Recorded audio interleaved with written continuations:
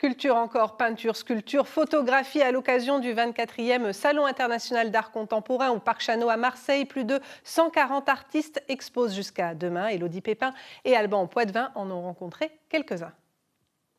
Donc ici, vous avez Septum, vous avez Zal, vous avez Zalt et vous avez Joulot. Notre visite débute par la rencontre d'étranges personnages, imaginés par Aude. Cet artiste haut en couleurs peint sur des coloquintes, comprenez des courges ornementales. Une fois que c'est sec, c'est comme un objet en bois qui est creux, qui est plutôt costaud.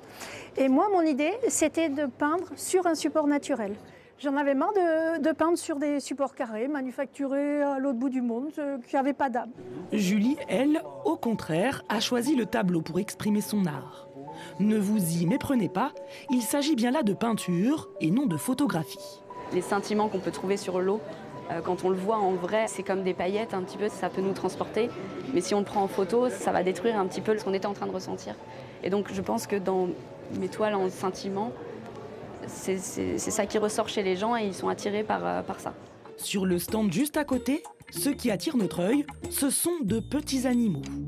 Derrière ces chiens, chats et cochons en terre, se cache la gagnante prix du public sculpture de l'an dernier, Mo, une artiste malgré elle. Un jour, je prends un petit bout de terre, comme ça, qui traînait sur une table, et je m'amuse à construire un petit personnage.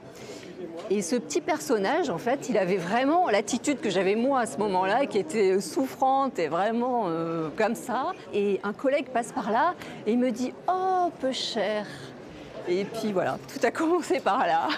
L'art est une rencontre et aussi un message. Ici, dans toutes ces photos, David en délivre un. Mais ce qui l'amuse, c'est l'interprétation que chacun en fait. J'ai voulu évidemment montrer que les écrans nous pompaient toute notre énergie, et notamment intellectuelle, qu'on ne prend plus le temps de lire, qu'on ne prend plus le temps d'aller dans des musées, qu'on ne prend plus ce genre de choses. Et en fait, il y a une dame un jour qui me dit « Ah oui, j'ai compris, vous avez voulu dire que sur Twitter, vous donnez telle partie, sur Instagram, vous donnez telle partie, sur Facebook, vous donnez telle partie. » Et en fait, c'est vrai, on donne des parties de nous sur plein de réseaux sociaux différents. C'était pas mon propos, mais je trouve que son explication était très belle. Du figuratif à l'abstraction, du pop art à l'upcycling, les styles et techniques se mélangent au Salon international d'art contemporain de Marseille, où 15 000 visiteurs sont attendus.